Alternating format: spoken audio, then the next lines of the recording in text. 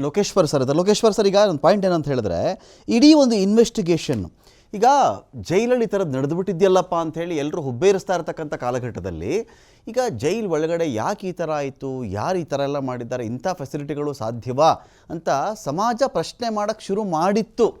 ಅಷ್ಟರಲ್ಲಾಗಲೇ ಧನ್ವೀರ್ ಈಗ ಧನ್ವೀರ್ ಕಡೆಯಿಂದ ನಾನು ವಿಜಯಲಕ್ಷ್ಮಿ ಮೇಡಮ್ ಕಳಿಸಿದ್ನಪ್ಪ, ನನಗೆ ಆಮೇಲೆ ಗೊತ್ತಿಲ್ಲ ಅಂತ ಬಂದಾಗ ನಾಳೆ ದಿನ ವಿಜಯಲಕ್ಷ್ಮಿ ಅವ್ರನ್ನ ಕರೆಸ್ತಾರೋ ವಿಚಾರಣೆಗೆ, ಅಥವಾ ಈ 17 ಜನ ಆರೋಪಿಗಳಲ್ಲಿ ಯಾರ ಮನೆಗೆ ಸಂಬಂಧಪಟ್ಟಂಥವ್ರು ಕಳಿಸ್ತಾರೋ ಗೊತ್ತಿಲ್ಲ. ನೋಡಿ ಸರ್, ನಾನು ಆಗಲೂ ಹೇಳ್ತಾ ಇದ್ದೆ, ಈಗಲೂ ಹೇಳ್ತಾ ಇದ್ದೀನಿ, ಈಗ ಈ 17 ಜನ ಕೆಲವರು ಬೇಲಲ್ಲಿ ಇರಬಹುದು, ಏನು ಆರೋಪ ಹೊತ್ಕೊಂಡಿದ್ದಾರೋ ಅವರ ಮನೆಯಲ್ಲಿ ಅವರ ತಂದೆ ತಾಯಿಗೆ, ಅವರ ಹೆಂಗಸರಿಗೆ, ಅವರ ಮಕ್ಕಳಿಗೆ ಈಗಾಗಿರೋ ಪನಿಷ್ಮೆಂಟೇ ಸಾಕು ಸರ್. ಜೀವನ ಪರ್ಯಂತಕ್ಕೆ ಸಾಕದು, ಜೀವನ ಪರ್ಯಂತಕ್ಕೆ ಸಾಕಾಗತ್ತೆ ಅವ್ರಿಗೆ. ಇನ್ನೂ ಎಕ್ಸ್ಟ್ರಾ ಕೊಡೋದು ಬೇಡ, ನಮಗೆ ಸಮಾಧಾನ ಇಲ್ಲ, ಇನ್ನೂ ಎಕ್ಸ್ಟ್ರಾ ಮಾಡೋಣ ಅಂತ ಯಾರೂ ಮಾಡಕೂಡ್ದು, ಮಾಡಬಾರ್ದು. ಅದೊಂದು ರೀತಿ ಏನಾಗ್ಬಿಡುತ್ತೆ ನೋಡಿ ಸರ್, ಒಬ್ಬರ ಮನೆಯಲ್ಲಿ ಒಬ್ಬ ವ್ಯಕ್ತಿ ಈ ಥರ ಆರೋಪ ಹೊತ್ಕೊಂಡು ಬಂದುಬಿಟ್ಟ ಅಂತ ಹೇಳಿದ್ರೆ, ಸ್ಥಿತಿವಂತರಾಗಿದ್ದು, ದುಡ್ಡಿತ್ತು, ಹಣ ಇತ್ತು ಅಂದರೆ ಫಿನಾನ್ಷಿಯಲಿ ಮ್ಯಾನೇಜ್ ಆಗಿಬಿಡುತ್ತೆ. ಸಾಮಾಜಿಕ ಅವಮಾನಗಳಿದೆಯಲ್ಲ, ಅದೆಲ್ಲರಿಗೂ ಕಾಮನ್ನೇ. ಇದರಲ್ಲಿ ಅವ್ರವ್ರ ಲೆವೆಲ್ ಬೇರೆ ಇರಬಹುದು, ಪರಿಚಿತರ ವಲಯದಲ್ಲಿ ಬೇರೆ ಇರಬಹುದು, ಸಂಬಂಧಿಕರು ಸರ್ ಅವ್ರು ನೋಡೋ ದೃಷ್ಟಿಕೋನ ಬೇರೆ, ಸಹಪಾಠಿಗಳು ನೋಡೋ ದೃಷ್ಟಿಕೋನ ಬೇರೆ, ಸಹೋದ್ಯೋಗಿ ನೋಡೋ ದೃಷ್ಟಿಕೋನ ಬೇರೆ. ಹೆಣ್ಣು ಮಕ್ಕಳಿಗೆ ಎಷ್ಟೋ ಜನ ಕೆಲಸಕ್ಕೆ ಕಳಿಸಿರಲ್ಲ, ಅವ್ರ ಪಾಡಿಗೆ ಅವರು ಗಂಡ ದುಡಿತಾ ಇರ್ತಾನೆ, ಹೆಣ್ಮಗಳು ಅವ್ರ ಮನೆ ಮೇಂಟೈನ್ ಮಾಡ್ತಾ ಇರ್ತಾರೆ. ಹೆಣ್ಮಗಳು ಕೆಲಸ ಮಾಡಬೇಕೀಗ. ಕೆಲವ್ರ ಮನೇಲಿ ಅಪ್ಪ ಸತ್ತೋದ್ರು, ಕೆಲವ್ರ ಮನೇಲಿ ಅಮ್ಮ ಸತ್ತೋದ್ರು, ಕೆಲವ್ರ ಮನೆಯಲ್ಲಿ ಜೀವನಕ್ಕೆ ನಿರ್ವಹಣೆ ಇಲ್ಲ, ಯಾರ್ದೋ ಪೆಟ್ಟಿಗೆ ಅಂಗಡಿ ಇದೆ ಒಂದು ಕಡೆ. ಹೀಗಿದ್ದಾಗ ಆಯಿತು, ಈಗ ಬಂದಿರೋದು ಯಾರ್ಯಾರು ಕಳಿಸಿದ್ರೆ ಹೇಳಿ, ಯಾರ್ಯಾರು ನೀವು ಲೀಕ್ ಮಾಡಿದರೆ ಹೇಳಿ. ಇಲ್ಲಿವರೆಗೂ ಹೋಗೋ ಅವಶ್ಯಕತೆ ಇದೆಯಾ ಸರ್? ಇಡೀ ಇಷ್ಟು ಜೈಲು ವಿಚಾರದಲ್ಲಿ ಈ ಲೆವೆಲ್ವರೆಗೂ ಹೋಗ್ಬೇಕಿತ್ತ ಈ ಕೇಸ್ ಅಂತ? ಈಗ ತನಿಖೆಯಲ್ಲಿ ಇಲ್ಲ ಬಾಯಿ ಮೂಲಕ ಹೋಗ್ಬೇಕು, ಇಲ್ಲ ಬಾಲದ ಮೂಲಕ ಹೋಗ್ಬೇಕು ಅಂತ ರೀಚ್ ಆಗ್ಬೇಕಲ್ಲ ಮಾಹಿತಿ ಪಡೆಯಕ್ಕೆ. ಬಾಯಿ ಕಡೆಯಿಂದ ಸಿಗಲ್ಲ ಅಂದ್ರೆ ಬಾಲದ ಕಡೆಯಿಂದ ಹೋಗ್ಬೇಕು. ಈಗ ಸಿಬ್ಬಂದಿಗಳ ಇನ್ವಾಲ್ವ್ಮೆಂಟ್ ಅನ್ನ ನೀವು ತಗೊಳ್ಬೇಕಂದ್ರೆ ಸಿಬ್ಬಂದಿಗಳ ಮೂಲಕ ತಗೊಳಕ್ ಆಗೋದಿಲ್ಲ. ಇದು ನಾವು ಸಿಬ್ಬಂದಿಗಳಿಂದ ಯಾರು ಅನುಕೂಲ ಪಡೆದಾರ ಅವ್ರ ಕಡೆಯಿಂದ ತಗೋಬೇಕಾಗುತ್ತೆ ಮಾಹಿತಿ. ಅವಾಗ ಈಗ ಒಳಗಿಂದ ವೈರಲ್ ಆಗಿರೋ ಮಾಹಿತಿ ಏನಿದೆ ಅದು ಫಸ್ಟ್ ಯಾರಿಗ್ ಬಂತು? ಧನ್ವೀರ್ಗೆ ಬಂತು ಅಂತಾನೆ ತಗೋಣ. ಧನ್ವೀರ್ಗೆ ಕೊಟ್ಟವ್ರು ಯಾರು ಅಂತ ಪ್ರಶ್ನೆ. ಆರೋಪಿತರು ಯಾರಾದ್ರೂ ಒಳಗಡೆ ಕೊಟ್ಟಿದ್ದಾರೆ ಇಷ್ಟೊಂದು ಎಲ್ಲ ಡೀಟೇಲ್ ಆಗಿದ್ರೆ ಖಂಡಿತ ಸಾಧ್ಯನೇ ಇಲ್ಲ. 100% ಅದು ಯಾರೋ ಸಿಬ್ಬಂದಿ ಕೊಟ್ಟಿರೋದು. ಸಿಬ್ಬಂದಿ ಹೆಸರುಗಳನ್ನ ಇವ್ರು ಹೇಳೋದಕ್ಕೆ ಹಿಂದೇಟ್ ಆಗ್ತಿರ್ಬೋದು. ಯಾರು ಧನ್ವೀರು ಮತ್ತೆ ಯಾರೋ, ಅಥವಾ ವಿಜಯಲಕ್ಷ್ಮಿ ಅವ್ರಿಗೆ ಧನ್ವೀರ್ ಹೇಳಿರ್ಬೋದು ಈ ತರ ಸಿಬ್ಬಂದಿಗಳು ನಮ್ಗೆ ಸಹಾಯ ಮಾಡ್ತಾವ್ರೆ ಅಂತ.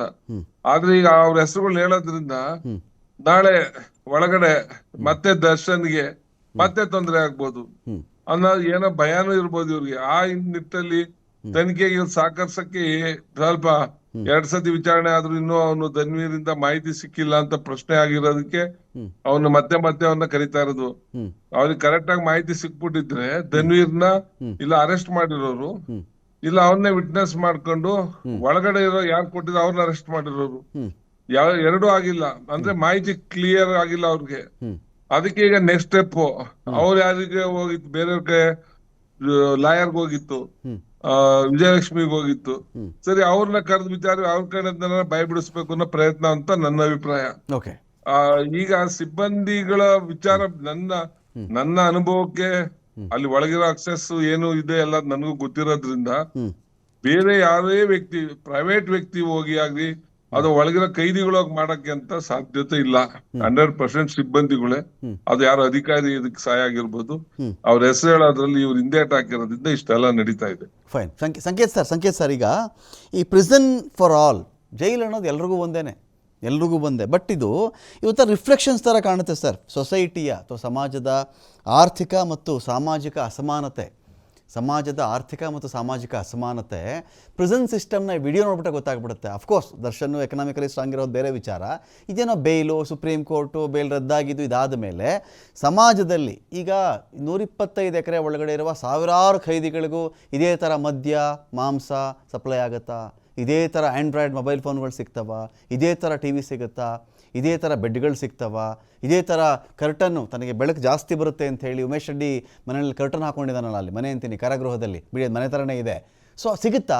ಇಲ್ಲಿ ದೊಡ್ಡ ಮಟ್ಟದ ಸಾಮಾಜಿಕ ಅಸಮಾನತೆ ಎದ್ದು ಕಾಣಲ್ವಾ ಸರ್? ಸಾಮಾಜಿಕ ನ್ಯಾಯ ಅಂತ ಮಾತಾಡ್ತೀವಿ ಎಲ್ಲ ಕಡೆ ನಾವು. ಇಲ್ಲಿ ನೋಡಿದ್ರೆ ದೊಡ್ಡ ಸಾಮಾಜಿಕ ಅಸಮಾನತೆ, ಆರ್ಥಿಕ ಅಸಮಾನತೆ ಇದು. ಈಗ ನಿಮ್ಗೆ ಗೊತ್ತಿರಬಹುದು ಒಬ್ಬ ಗ್ಯಾಂಗ್ಸ್ಟರ್ ಲಾರೆನ್ಸ್ ಬಿಷ್ಣೋಯ್ ಅಂತ ಒಬ್ರು ಕೇಳಿರ್ಬೇಕು. ಹ್ಮ್ ಹ್ಮ್ ಹ್ಮ್ ಆ ಮನುಷ್ಯ ಹ್ಮ್ ಅವನು ಲಾ ಗ್ರಾಜುಯೇಟು, ಬಹಳ ಬುದ್ಧಿವಂತ. ಜೈಲಲ್ಲಿ ಇದ್ಕೊಂಡೆ ಅವನು ಗ್ಯಾಂಗ್ ಮುಖಾಂತರ ಆಪರೇಟ್ ಮಾಡ್ತಾನೆ ಅಂತ ಅವನ ಬಗ್ಗೆ ಗಂಭೀರವಾದ ಆರೋಗ್ಯ. ಹ್ಮ್ ಅದೇ ರೀತಿ ಸಾಕಷ್ಟು ಗ್ಯಾಂಗ್ ಲೀಡರ್ಸ್ ಏನೇನಿರ್ತಾರೆ ಅಥವಾ ಗ್ಯಾಂಗಿಗೆ ಸಂಬಂಧಪಟ್ಟಂತ ಗ್ಯಾಂಗ್ ವಾರ್ಗಳು ಮತ್ತೊಂದು ಏನ್ ನಡೀತಾ ಇರ್ತವೆ, ಅವರೆಲ್ಲ ಹೆಚ್ಚು ಕಡಿಮೆ ಜೈಲ್ನಲ್ಲೇ ಇರ್ತಾರೆ. ಅವ್ರು ಜೈಲ್ನಲ್ಲಿ ಇರುವಂತ ಅವರು ಸೂಕ್ತ ಭದ್ರತೆ ಹೊರಗಡೆ ಇದ್ರೆ ಸಿಗಲ್ಲ. ಓಕೆ ಜೈಲ್ನಲ್ಲಿ ಇರುವಂತ ನೆಮ್ಮದಿ ಅವ್ರ ಹೊರಗಡೆ ಇದ್ರೆ ಸಿಗಲ್ಲ. ಆದ್ರೆ ಅವ್ರ ಕೆಲಸ ಮಾಡೋದು ಏನಿರ್ತದೆ ಅಲ್ಲ, ಅಲ್ಲೇ ಕೂತೆ ಮಾಡ್ತಿರ್ತಾರೆ ಜೈಲಿನಿಂದನೇ. ಬಟ್ ಅವ್ರಿಗೆ ರಕ್ಷಣೆ ಏನಿರ್ತದೆ, ಪೊಲೀಸ್ ಡಿಪಾರ್ಟ್ಮೆಂಟ್ ನಿಂದ ರಕ್ಷಣೆ ಇರ್ತದೆ ಅಥವಾ ಜೈಲ್ ಅಥಾರಿಟಿಯಿಂದ ರಕ್ಷಣೆ ಇರ್ತದೆ. ಆ ಕಾನೂನಾತ್ಮಕವಾಗಿ ಅವ್ರಿಗೆ ರಕ್ಷಣೆ ಇರ್ತದೆ. ಯಾಕಂದ್ರೆ ಟ್ರಯಲ್ ನಡೀತಾ ಇರ್ತವೆ, ಕೇಸ್ಗಳು ನಡೀತಾ ಇರ್ತವೆ. ಹಾಗಾಗಿ ಅವ್ರು ಜೈಲಿನಲ್ಲಿ ಇರ್ತಾರೆ. ಜೈಲಿನಲ್ಲಿ ಇರೋಷ್ಟು ದಿನ ಅವರು ಸೇಫ್ ಇರ್ತಾರೆ. ಅವ್ರಿಗೆ ಇರೋ ವ್ಯವಸ್ಥೆಗಳೆಲ್ಲ ನಡೀತಾ ಇರ್ತವೆ.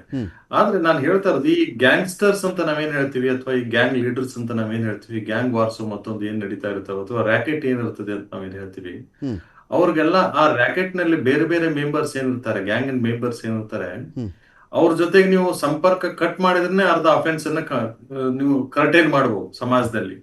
ಸಮಾಜದಲ್ಲಿ ನೆಮ್ಮದಿಯಾಗಿರ್ಬೇಕಂದ್ರೆ ಆ ಚೈನ್ ಅನ್ನು ಕಟ್ ಮಾಡ್ಬೇಕು. ನೀವು ಒಬ್ರಿಗೊಬ್ರು ಕನೆಕ್ಷನ್ ಕಟ್ ಮಾಡ್ಬೇಕು, ಒಬ್ರಿಗೊಬ್ರು ಲಿಂಕ್ ಎಲ್ಲ ಕಟ್ ಮಾಡ್ಬೇಕು, ಒಬ್ರಿಗೊಬ್ರು ಐಡಿಯಾ ಶೇರಿಂಗ್, ಕ್ರಿಮಿನಲ್ ಇಂಟೆನ್ಷನ್ಸ್ ಏನಿರ್ತಾವ ಅದನ್ನ ಶೇರಿಂಗ್ ಎಲ್ಲ ನಿಲ್ಲಿಸ್ಬೇಕು. ಅಂತಂದ್ರೆ ಕಮ್ಯುನಿಕೇಶನ್ ಸಿಸ್ಟಮ್ ನಿಲ್ಬೇಕು. ಬಟ್ ಅದೇ ಆಗ್ತಿಲ್ಲ ಅಂತಂದ್ರೆ ಅವ್ರು ಒಳಗಡೆ ಇದ್ದೇ ಅವ್ರು ಇಷ್ಟೊಂದು ಅಫೆನ್ಸ್ ಮಾಡ್ತಾರೆ ಅಂತಂದ್ರೆ, ಈಗ ನಮ್ಮ ಜೈಲ್ನು ಕೂಡ ಇವ್ರಿಗೊಂದು ಒಂದು ನೆಲೆಯನ್ನು ಒದಗಿಸ್ತಾ ಇದೆ ಅಥವಾ ಅವ್ರಿಗೊಂದು ಕೆಲಸ ಇಂತ ಅಪರಾಧಿಕ ಕೃತ್ಯ ಮಾಡೋದಕ್ಕೆ ಒಂದು ನೆಲೆ ಮತ್ತು ನೆಲ ಎಲ್ಲ ಒದಗಿಸ್ತಾ ಇದೆ ಅಂತಂದ್ರೆ, ಇದು ಆ ಸಂಬಂಧಪಟ್ಟ ಅಧಿಕಾರಿಗಳಿಗೆ ಬಹಳ ದೊಡ್ಡ ಶಿಕ್ಷೆ ಆಗ್ಬೇಕಾಗತ್ತೆ. ಅವರು ಕೂಡ ಅಬೇಟರ್ಸ್ ಲೆಕ್ಕಕ್ಕೆ ಬರ್ತಾರೆ. ಅವ್ರನ್ನ ಅಫೆನ್ಸ್ ಮಾಡೋದಕ್ಕೆ ಅವ್ರಿಗೆ ಸಾಕಷ್ಟು ಅನುಕೂಲತೆ ಮಾಡಿಕೊಡ್ತಾರೆ. ಅಂದ್ರೆ they are also committing an offence of abetment. So ಅದಕ್ಕೆ ನಾನು ಹೇಳ್ತೀನಿ, ಇವೆಲ್ಲ ಗಂಭೀರವಾದ ವಿಚಾರಗಳು ಇರೋದ್ರಿಂದ this has to be looked into very seriously. ಒಂದು ಮತ್ತೆ ಜೈಲ್ ರಿಫಾರ್ಮ್ಸ್ ಆಗ್ಬೇಕು ನಮ್ಮಲ್ಲಿ. ಜೈಲ್ ರಿಫಾರ್ಮ್ಸ್ ಏನಂತಂದ್ರೆ, ಒಂದು ಮನಸ್ ಪರಿವರ್ತನೆ, ಒಂದು ಎರಡನೇದ್ದು ಅವರ ವೃತ್ತಿ ಪ್ರವೃತ್ತಿ ಏನೇನಾಗಿರ್ತವೆ ಅವು ಎಲ್ಲವನ್ನು ಬದಲಾವಣೆ ಆಗ್ಬೇಕು. ಅವ್ರ ವೃತ್ತಿನೇ ಏನಾಗ್ಬಿಟ್ಟಿರುತ್ತೆ, ಕಾಯಕ ಏನಾಗಿರುತ್ತೆ ಅಂದ್ರೆ ಅಪರಾಧ ಮಾಡೋದೇ ಒಂದು ವೃತ್ತಿ ಆಗ್ಬಿಟ್ಟಿರುತ್ತೆ ಬಹಳ ಜನಕ್ಕೆ. ಆ ವೃತ್ತಿಯಿಂದ ಅವ್ರನ್ನ ಹೊರಗಡೆ ತರಬೇಕು, ಆ ಪ್ರವೃತ್ತಿಯಿಂದ ಅವ್ರಿಗೆ ಮನಸ್ಸು ಬದಲಾವಣೆ ಮಾಡ್ಬೇಕು. ಹೀಗಾಗಿ ಸಾಕಷ್ಟು ರಿಹೆಬಿಲಿಟೇಷನ್ ಆಗ್ಲಿ ರಿಫಾರ್ಮೇಶನ್ ಆಕ್ಟಿವಿಟೀಸ್ ನಡಿಬೇಕು. ಅದ್ರ ಹೊರತಾಗಿ ಬರೀ ನೀವು ಒಂದು ರಿಸ್ಟ್ರಿಕ್ಷನ್ಸ್ ಮಾಡಿದ ಮಾತ್ರಕ್ಕೆ ಜೈಲ್ ಸುಧಾರಿಸ್ತದೆ, ಜನ ಸುಧಾರಿಸ್ತಾರೆ, ಅಥವಾ CCTV ಹಾಕಿದ ಮಾತ್ರಕ್ಕೆ ಸಮಾಜ ಸುಧಾರಿಸ್ತದೆ ಅಂತ ಅಲ್ಲ. ಈ ನಿಟ್ಟಿನಲ್ಲಿ ಒಂದು ಹ್ಯೂಮೇನ್ ಅಪ್ರೋಚ್ ಬೇಕು, ಒಂದು ಸೈಕಲಾಜಿಕಲ್ ಅಪ್ರೋಚ್ ಬೇಕು, ಮತ್ತೆ ಎಲ್ಲ ಕೂಡ ಮೆಡಿಕಲ್ ಅಂಡ್ ಸೈಕಲಾಜಿಕಲ್ ಅಪ್ರೋಚ್ ಬೇಕು. ಆ ನಿಟ್ಟಿನಲ್ಲಿ ಕ್ರಮ ತೆಗೆದುಕೊಳ್ಬೇಕು, ಒಂದು ಸೈಂಟಿಫಿಕ್ ಅಪ್ರೋಚ್ ಬೇಕು ಅಂತ ನನ್ನ ಅಭಿಪ್ರಾಯ.